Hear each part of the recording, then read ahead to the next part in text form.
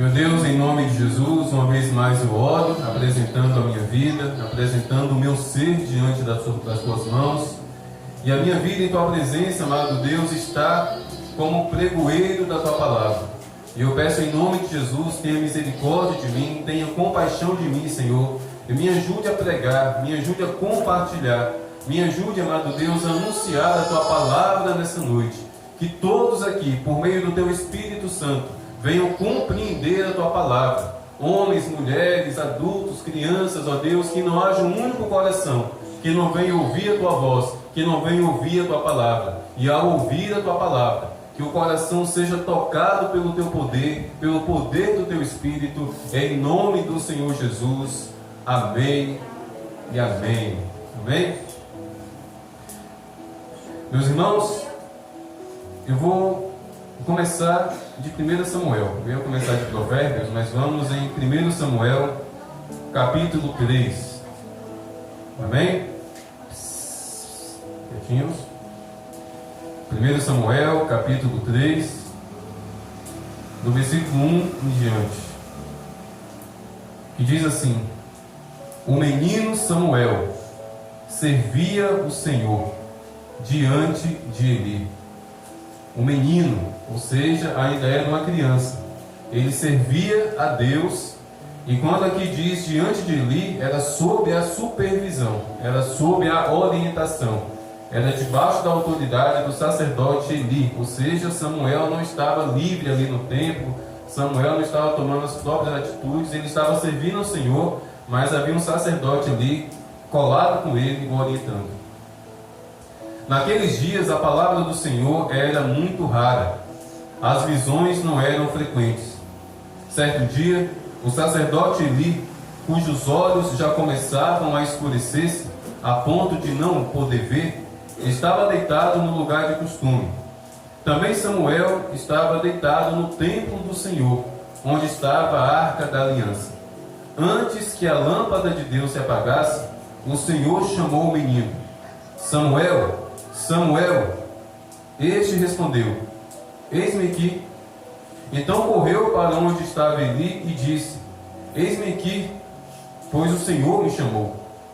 Aquele menino, ele ouviu a voz de Deus, mas ele pensou que havia sido o sacerdote Eli que havia chamado por ele.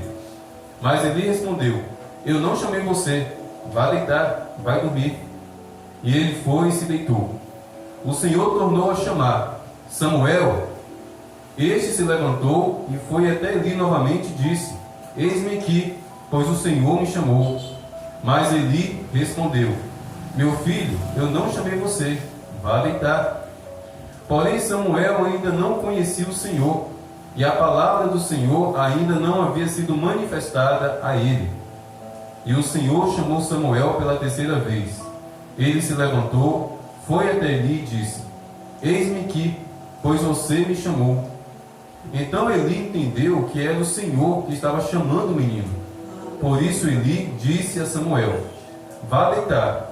Se alguém chamar você de novo, diga assim: Fala, Senhor, porque o teu servo está ouvindo. E Samuel foi para o seu lugar e se deitou. Então o Senhor veio e ali esteve, e chamou por ele como das outras vezes, dizendo: Samuel, Samuel. Este respondeu: Fala, Senhor, porque o teu servo ouve. Amém? Meus irmãos, aqui nós estamos vendo o surgimento de um profeta. Mas é claro que ele aqui não surge como profeta ainda um menino.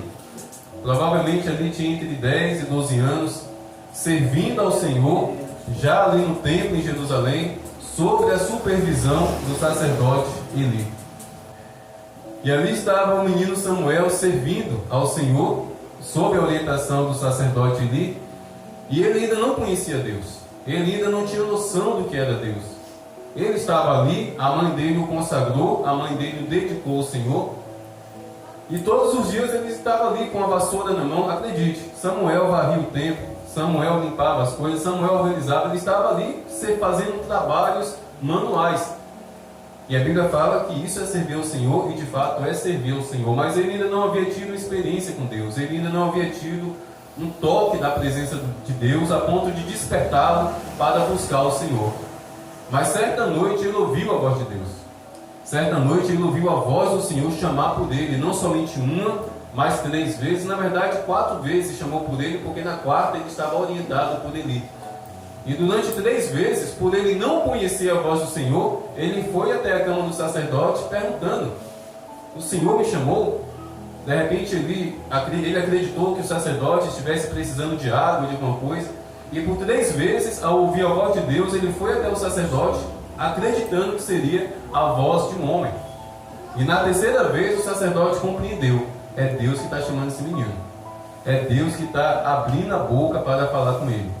E o sacerdote fez o papel que ele deveria fazer. Orientou o menino em como responder ao Senhor, em como inclinar os ouvidos para o Senhor. E ali começou a vida com Deus do profeta Samuel, ainda menino, com 10 ou 12 anos, sob a orientação do sacerdote Eli, ele aprendeu a ouvir a voz do Senhor. E a palavra que eu quero ministrar hoje, meus irmãos, a aplicação é justamente essa. Nós, pais, avós e eu, como pastor aqui dessa igreja, eu preciso zelar para com que as nossas crianças venham aprender a inclinar os ouvidos para ouvir a voz do Senhor. Eu preciso zelar para com que as nossas crianças tenham a clara compreensão do que é de fato servir ao Senhor. É claro que essa tarefa, em primeiro lugar, são dos pais. É claro que essa tarefa, em primeiro lugar, tem que ser desenvolvida dentro da casa de vocês. Essa é a principal tarefa de todo pai, de toda mãe, porque antes de eu ser um sacerdote dos seus filhos, são vocês que são sacerdotes dos seus filhos dentro da casa de vocês. E cabe a mim como pai, cabe a vocês como pais, mães, avós, estarem orientando as suas crianças a respeito do Senhor, falar de Jesus para elas, ensinar a respeito do Senhor Jesus, dizer para elas: ó, Deus tem uma voz, Deus fala, Deus ele existe, Deus é real. O problema é que, infelizmente, faz algum tempo que a igreja, e quando eu falo a igreja, eu não falo basicamente a instituição, a placa, mas a igreja, nós como corpo de Cristo, nós estamos conduzindo as nossas crianças para aprenderem muitas e muitas coisas, para só depois ir conhecer Jesus. Nós estamos apresentando o Bob Esponja para as nossas crianças. Nós estamos fazendo as nossas crianças conhecerem primeiro Naruto, primeiro Goku, primeiro Homem-Aranha, para só depois conhecer Jesus. E infelizmente, quando essas crianças venham conhecer o Jesus, o nosso Salvador, os corações e as mentes já estão abarrotadas de personagens que elas acreditam que ali sim são poderosos. Goku é poderoso, Naruto é poderoso. E fica aquele conflito na mente e no coração das crianças: como assim? Como assim esse Jesus que eu não conheço? Como assim esse Jesus que eu não vejo na televisão é poderoso? Porque nós estamos falhando. Existe uma frase, Miriam sempre repete, e é verdade: aquele que chegar primeiro no coração da criança, toma o coração da criança. Infelizmente, talvez nos últimos 20 anos, quem tem chegado primeiro no coração das nossas crianças é Satanás. É Satanás. Eu nunca me esqueço, aqui no Guaratinga, alguns anos atrás, eu entrei numa lanchonete e estava uma criancinha, talvez da idade do Lucas, com o celular na mão, jogando Free Fire, que é um jogo de tiro, que é um jogo de um tocando tiro com o outro. E pense a coisa estranha, sabe? Uma imagem estranha, você vê uma criança daquela idade abrindo a boca para falar palavrão, abrindo a boca para xingar de tudo quanto é nome esquisito, o inimigo dele que está ali competindo com ele. É terrível, uma criancinha de 5, 6 anos, Satanás chegando no coração e na mente daquela criança. E isso, infelizmente, nós estamos permitindo dentro da igreja. E nós precisamos ser zelosos.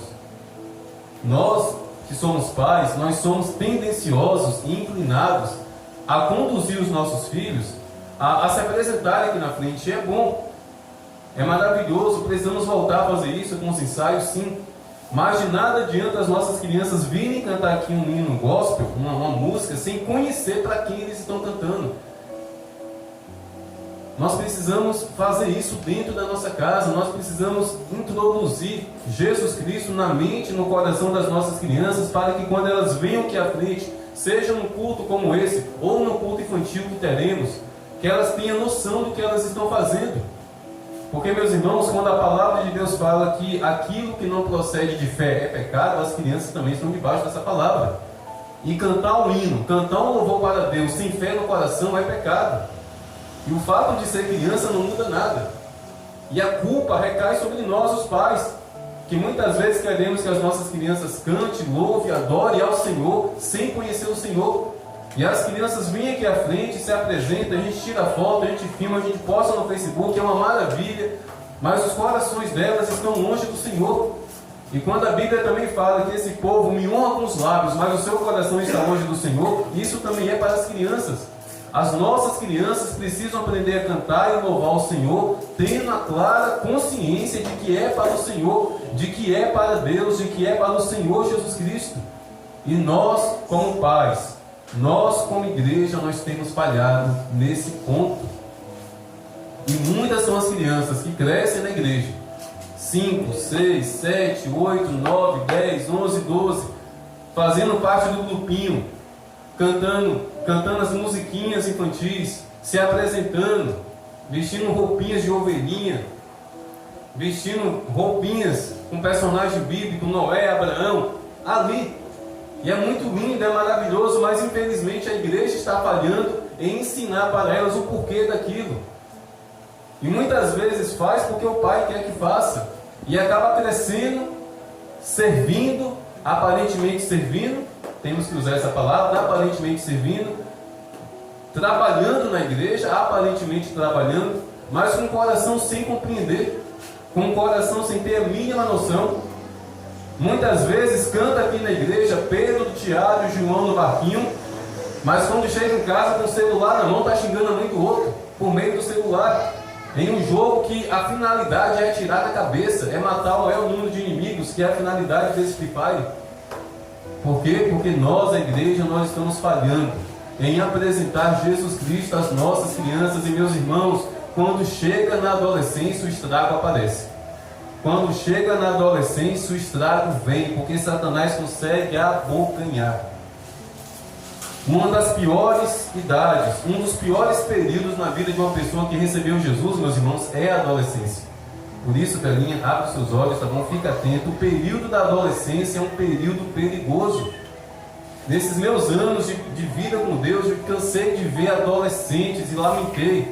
Quantos e quantos adolescentes eu vi. A Miriam, lá em Leonardo, sempre trabalhou com criança. Eu tenho certeza que ela deve ter conhecimento de ao menos um que, quando chegou na adolescência, se afastou, se desviou, mas cresceu na igreja. Cresceu ali cantando Pedro, Tiago e João no barquinho. É verdade, cresceu na igreja, mas Cristo não cresceu no coração deles. Cristo não cresceu no coração dessas crianças, porque nós não apresentamos essas crianças ao Senhor Jesus. Nós não falamos de Jesus, nós não ensinamos ela a orar, mas queremos, e é legal. Nós, como pai, devemos querer mesmo, não é nada de errado. Não há nada de errado em eu, Jennifer, como pai, mãe de Lucas, querer que ele cante, querer que ele pegue. Não é nada de errado, é maravilhoso. Mas, meus irmãos, isso não é ensinar a criança no caminho que ela deve andar. Não pense que uma criança cantando aqui na igreja, ou participando do coral, ou de uma peça teatral, significa que ela está sendo ensinada no caminho que ela deve andar. Ensinar é ensinar mesmo. É você abrir a boca e ensinar para a criança, é você abrir a boca e orientar a criança, é você abrir a boca e evangelizar. Vocês sabiam que as nossas crianças precisam ser evangelizadas? Vocês sabiam que um dia essas crianças terão que aceitar Jesus, meus irmãos? Filho de peixe, peixinho é, não serve para crente não. Nem sempre filho de crente, crente é. Tem que aceitar Jesus, tem que se arrepender. Mas como vai receber Jesus como Salvador? Como vai se arrepender se não for ensinado, se não for orientado? E repito, nós estamos falhando. Eu vou mostrar aqui 3 fotos, meus irmãos, que é triste, porque são 3 fotos de 3 pessoas que, quando criança, estiveram na igreja. São fotos, uma mulher e 2 homens, embora um hoje, quer dizer, embora 2 dos homens aqui se considerem mulher hoje, mas vou mostrar para vocês 3 pessoas, hoje adultas, que cresceram na igreja, cantando, louvando e adorando o Senhor. Eu acho que vai dar para todos verem. Temos aqui 3 fotos de perfil. Aparentemente, conseguimos ver, não é um pré-julgamento, mas só de olharmos para eles, percebemos que não estão com a vida na presença do Senhor. Mas aqui temos a Luísa Sonsa, uma cantora que infelizmente canta promiscuidade, canta imoralidade e se veste, se traja de forma imoral e totalmente indecente. A Luísa Sonsa, quando criança, cantava na igreja, recebia oportunidade para louvar, para cantar, para glorificar o Senhor, mas ali na adolescência, Satanás conseguiu tragar o coração dela para longe do Senhor. E por que conseguiu tragar? Porque não havia a presença do Senhor Jesus estabelecida no coração dela. Ah, pastor, como o senhor sabe que no coração dela não havia Jesus? Meus irmãos, quando nós entregamos verdadeiramente o nosso coração a Jesus, Ele nos guarda do maligno. Vamos ter momentos de fraqueza espiritual, vamos sim, vamos ter momentos de debilidades, vamos ter momentos até de pecado, mas Satanás não vai conseguir nos abocanhar e nos afastar da presença do Senhor Jesus, porque Ele nos guarda do maligno. Se essa menina na adolescência se desviou, e o pior, está se comportando e cantando as imoralidades que hoje ela canta, é porque sim, ela foi abocanhada. Temos aqui também o Pablo Vittar. O nome dele na verdade é Fábulo. Fábulo, eu esqueci o sobrenome, mas o nome artístico dele é Pablo. E é uma confusão. É uma confusão a vida desse rapaz, porque nem ele sabe o que ele quer ser, se é homem, se é mulher. Ele se veste como mulher, mas quer ser chamado como nome de homem, porque Pablo é masculino. Então é uma confusão na mente desse rapaz. Mas dias atrás eu estava vendo a entrevista desse rapaz com 5 anos de idade. Ele e toda a família eram membros da presbiteriana.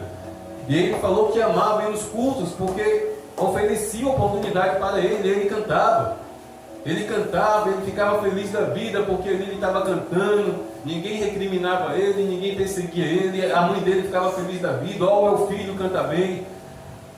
Mas ainda na adolescência, esse rapaz aqui, que com 5 anos cantava na igreja, foi abocanhado também por Satanás, porque Satanás viu que, embora estivesse com o microfone na mão, embora tenha sido uma criança cantando na igreja, estava só com o microfone na mão, mas não estava com Jesus no coração. Porque os responsáveis pela vida desse rapaz não fez o que ele fez em favor de Samuel. O sacerdote Eli orientou Samuel a respeito da voz do Senhor. E a Luísa e o Fábulo, as pessoas ficaram atentas somente nas vozes que eles tinham. Meus irmãos, temos que tomar muito cuidado com pessoas talentosas na igreja. Nós temos que entender que talento não é dom. Talento não é dom de Deus. Várias são as pessoas talentosas que estão no mundo aí cantando infinitamente melhores do que os cantores da igreja. Tem um talento, mas não tem um dom, não tem unção. O mais importante é o dom, é a unção de Deus na vida daquela pessoa, mesmo que ela não cante bem, se sobressai a unção e o dom. E ultimamente a igreja está ficando cega por causa do talento, a ponto de uma pessoa receber Jesus como único e suficiente Salvador hoje, só porque tem um talento, só porque toca bem, só porque canta bem, no culto seguinte já está aqui cantando. Não tem nem uma semana de convertido, precisando aprender muita coisa a respeito do Evangelho, só porque tem um talento. Muitas são as igrejas que, por causa do talento, tapam os olhos e já coloca aquela pessoa no culto e no altar. Eu já vi isso acontecer também.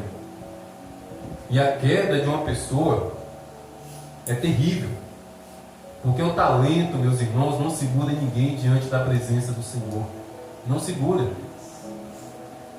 E aqui temos, por último, um que mais me entristece, que é o caso desse rapazinho aqui, dessa foto aqui. Embora ele esteja aí já transfigurado de mulher, mas esse é o J.A. É o J.A. que com 6 anos de idade, na idade de Lucas, estava pregando, sabe onde, irmão Sivaldo? Nos Gideões dos últimos dias. Esse menino aqui com 6 anos, já estava ali com terno, gravata e sapato social, com o microfone na mão, pregando com a multidão. E cresceu pregando, cresceu cantando, vendeu milhares e milhares de CDs, ganhou prêmios. Todos os dias praticamente estava em uma cidade diferente, uma igreja diferente. Mas infelizmente, de 2 anos para cá, ele se afastou totalmente da presença do Senhor. E semana passada ele conseguiu na justiça mudar o nome dele. O nome dele de batismo é José, mas como agora ele quer ser conhecido como uma mulher, ele conseguiu na justiça o direito de trocar a identidade dele e agora ele se chama Ela. O nome dele é Ela. Mas cresceu na igreja. Algum tempo atrás eu vi um vídeo dele, ele postou um vídeo no Facebook. Olha que nível de queda e de escuridão que está o coração desse rapaz. Ele sentado na sala da casa dele, com uma amiga do lado, e na televisão da sala ele devia ter uns 10, 11 anos pregando. E ele zombando dele mesmo, ele fazendo piada dele mesmo, ele escarnecendo dele mesmo. Agora fica a pergunta, se esse camaradinho aqui com 6 anos estava com o microfone na mão, em um congresso como Gideões, se esse menino aqui cresceu de igreja em igreja, de palco em palco, não saía do SBT, não saía do programa Raul Gil, nunca foi ensinado no Evangelho. Os pais nunca se preocuparam em falar de Jesus para essa criança. Os pais nunca se preocuparam em orientar ele. Você tem que ler a Bíblia, você tem que orar. Por quê? Porque o dinheiro começou a entrar. A fortuna começou a entrar. Ai Deus, que Deus o quê? É o diabo, é o capeta. O amor ao dinheiro cegou os pais, cegou até os pastores. Porque sim, tinha pastores. E deixou o talento se sobressair. E eu vou dizer uma coisa para vocês, todas as pregações que esse menino aqui pregou quando tinha 6, 7, 8 anos, não eram genuínos de Deus não. Pode ter certeza que era o pai dele ou um pastor que fazia ele decorar aquelas pregações. Ah pastor, o senhor está dizendo que Deus não usa crianças? Meus irmãos, usa, quando Ele quer. Quando Ele quer, de forma pontual, Deus usa crianças. Mas meus irmãos, Deus não briga com ninguém não. Deus não briga com ninguém não. O Evangelho tem que ser pregado de forma racional. O Evangelho tem que ser pregado com entendimento. Eu particularmente eu fico muito cismado com os pais que querem fazer de tudo para os filhos se tornarem pregadores a tudo quanto é custo. E fica forçando a criança a decorar versículos bíblicos. Forçando a criança tem que ser criança. Criança tem que ser chamada a atenção na igreja. Criança cochila, criança... Lucas inclusive criança, senta direito aí, que coisa mais feia, sentado. Senta direito, baixa as pernas. É isso, criança não puda, a gente corrige. Agora, só porque é meu filho, só porque eu sou pastor, eu vou colocar um terno nele e forçar ele aqui a me imitar. Eu vou passar horas e horas lá em casa, ó Lucas, hoje você vai pregar, fala isso, isso e isso. E ficar forçando a mente dele para repetir uma pregação que eu estou colocando na mente dele. Eu estou falando isso aqui porque é o que acontece. Quando você vê uma criança de 6, 7 anos com o microfone na mão, tem um adulto por detrás dela. Não é o Espírito Santo de forma genuína usando, não.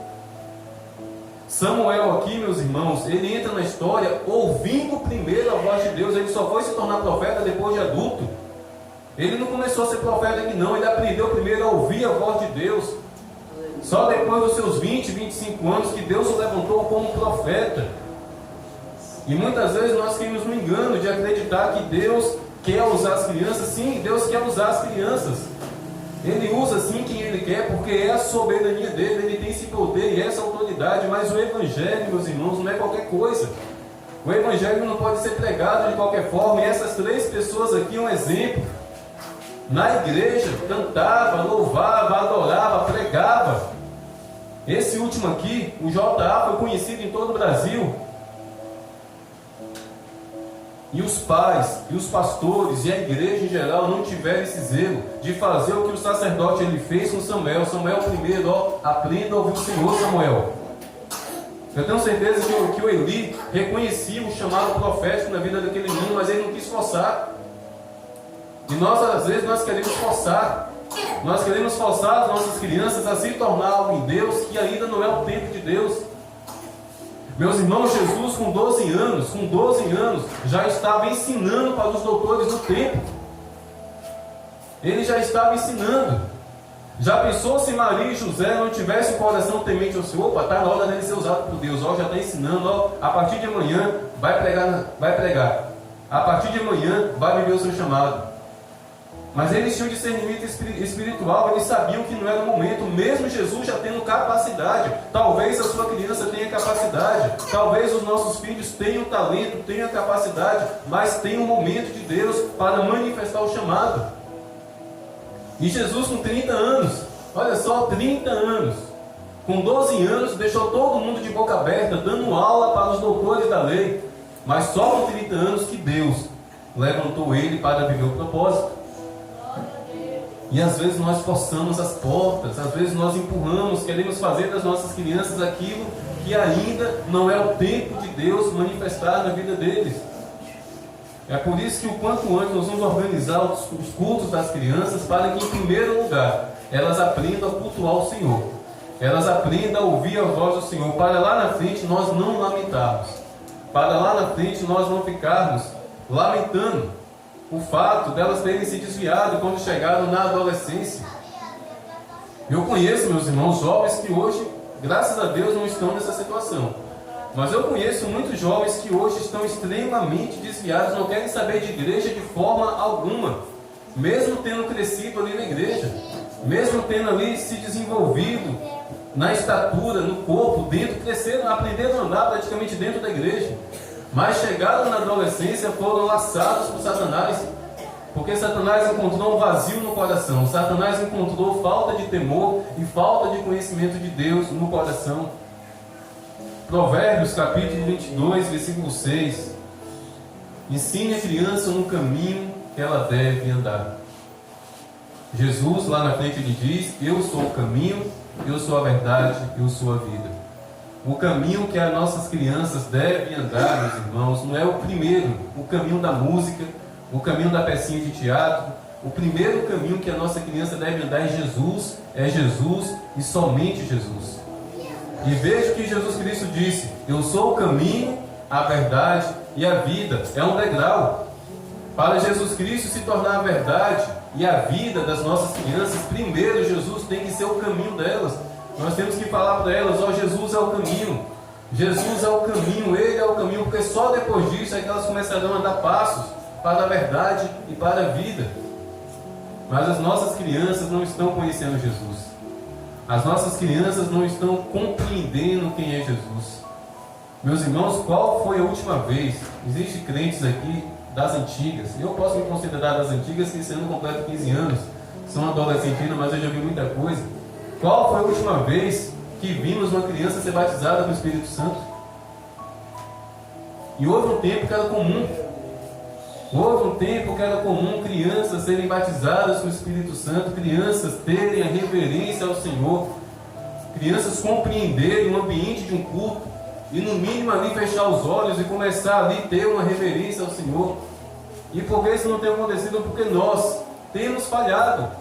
Eu como pastor, nós como igreja, eu como pai, Jennifer como mãe, nós temos falhado.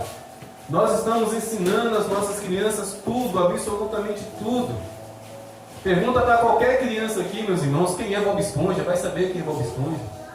Pergunta para qualquer criança aqui quem é Pica-Pau, quem é Naruto, quem é Goku, quem é Homem-Aranha, vai saber. Agora pergunta quem é Jesus. Não vai, acredite, não vai saber. Eu falo aqui, me exponho, meu filho não vai saber responder claramente quem é Jesus, porque eu me exponho aqui, eu estou falhando. Eu estou falhando, não vai saber que Jesus é o Filho de Deus que veio ao mundo para buscar e salvar o perdido, que ali na cruz ele morreu, mas no terceiro dia ele ressuscitou. Não vai saber. E por que não vai saber? Porque eu, como pai, eventualmente como pastor, estou falhando. Mas essa palavra é para me corrigir. E eventualmente corrigir toda a igreja, quem tem filho, quem tem filha, quem tem neto, quem tem neta. Mas nós, membros dessa igreja, temos que ajudar também as mães, temos que ajudar os pais que vêm para cá com os seus filhinhos. Vamos orar, vamos interceder, vamos ajudar essas crianças a conhecer o Senhor Jesus. Porque acredite, meus irmãos, existe uma fúria de Satanás contra as nossas crianças. A gente lê a Bíblia e vê Satanás sempre enfurecido. Mas marcante mesmo na Bíblia, a fúria de Satanás é justamente contra crianças em dois períodos da Bíblia. No Antigo Testamento, conta a Moisés, não sabendo quem seria o libertador do povo hebreu no Egito, através de Faraó, Satanás colocou um decreto: matar todos os meninos, todas as crianças do sexo masculino era para ser tirada no Nilo, porque Satanás sabia da promessa do Senhor de que um libertador seria levantado no meio daquela escravidão. Como Satanás é burro, não sabe de nada, mata todo mundo aí. Mata todos os meninos, que com certeza no meio desses meninos, esse libertador vai ser morto também. Mas Deus ali guardou. Lá na frente, através de Herodes, ele decreta a morte das crianças. Não sabendo quem era Jesus, não sabendo onde encontrar Jesus, Satanás, por meio de Herodes, edita ali um decreto para que todas as crianças menores de 3 anos fossem mortas ali em Belém. Segundo os historiadores, meus irmãos, mais de 300 crianças foram mortas naquela noite. Tudo porque Satanás não sabia quem era Jesus, porque Satanás não sabe o que as nossas crianças serão na presença de Deus. Satanás fica atormentado, desesperado, o que o Lucas vai se tornar, o que o Levi vai se tornar, o que o Paulo vai se tornar. Porque sabe que mesmo não compreendendo o ambiente de culto, mesmo bagunçando, conversando na hora do culto, Satanás sabe que eles estão em um lugar onde a presença de Deus está sendo manifesta e a semente está sendo semeada, e Satanás fica desesperado: eu não posso dar sossego, eu vou tentar corromper essa criança, eu vou tentar desviar essa criança, eu vou lançar engano na mente dos pais, para que os pais apresentem toda e qualquer porcaria na mente deles, menos Jesus. E temos caído nesse laço. Temos caído nesse laço de Satanás, facilitando as coisas para o diabo, colocando na mente e no coração das nossas crianças tudo e qualquer coisa, menos a presença do nosso Senhor e Salvador Jesus Cristo. Que a partir de hoje, meus irmãos, nós venhamos parar de cometer esse erro. Tire o celular das mãos dos seus filhos e coloque a Bíblia. Coloque a Bíblia. Ah, pastor, ele não sabe ler, mas o interesse manifesta. Meus irmãos, Levi não sabe ler, não tem noção de nada. Quando eu estou lendo a Bíblia, muitas vezes ele chega perto de mim, eu estou lendo a Bíblia que é assim. Aí ele vem com o dedinho e fica assim, ó, como se estivesse lendo. Porque o exemplo atrai a criança, inspira a criança. Ele não tem noção que eu estou lendo a Bíblia, mas ele chega perto e fica assim, colocando o dedo, como se estivesse passando linha por linha do que está escrito. Temos lido a Bíblia dentro da nossa casa para os nossos filhos verem que nós estamos lendo a Bíblia. Estamos olhando dentro da nossa casa para que os nossos filhos compreendam que o pai e a mãe oram. Cabe a mim, meus irmãos, cabe a vocês, cabe a nós educar os nossos filhos, os nossos netos, as nossas crianças. Nós, Nova Jerusalém, repousa sobre nós essa responsabilidade de ensinar as nossas crianças sobre Jesus. Ah, pastor, então os nossos meninos não podem assistir desenho? Pode, mas manere muito.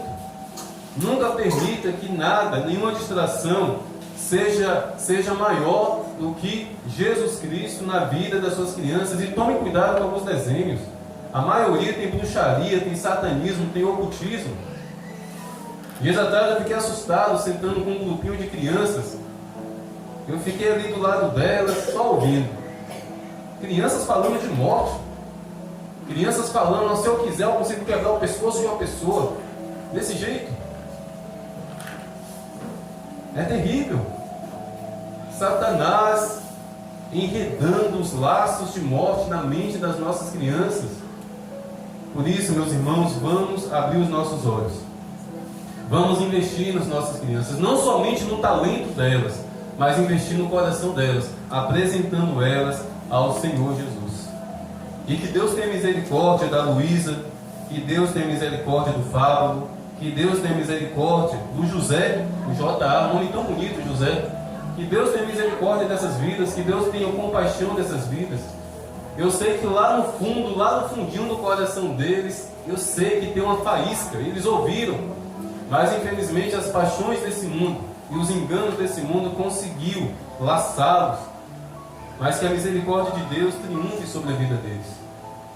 E que nós venhamos ser como o sacerdote Eli foi. O sacerdote Eli, meus irmãos, era uma figura de pai. Porque Eucana e Ana, os pais de Samuel, colocaram ele no templo. assim que ele foi desmamado, ele foi colocado para viver ali no templo. Eli se tornou pai daquele menino, e ele fez um bom papel, orientou aquele menino a respeito da voz do Senhor. Que assim seja as nossas crianças. Vamos ensinar as nossas crianças a ouvir a voz de Deus, para que na adolescência, para que a partir dos 12, 13 anos, Satanás não consiga tirá-las da presença do Senhor. Amém? Essa é da palavra que eu tinha que compartilhar com a igreja, aos pais, aos avós e à igreja em geral. Amém? Porque eu creio que, talvez nós não, mas eu creio que as crianças que nasceram nos últimos 10 anos, principalmente no pós-pandemia, eu acredito que as crianças que nos últimos 10 anos nasceram, e principalmente depois da pandemia, eu creio que elas irão ver com os próprios olhos a volta de Jesus.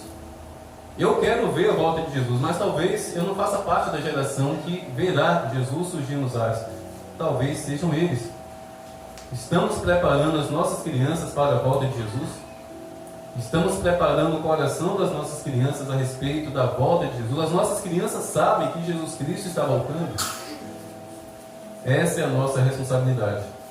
Talvez em nossas mãos Deus confiou a geração que irá testemunhar a volta de Jesus. Amém?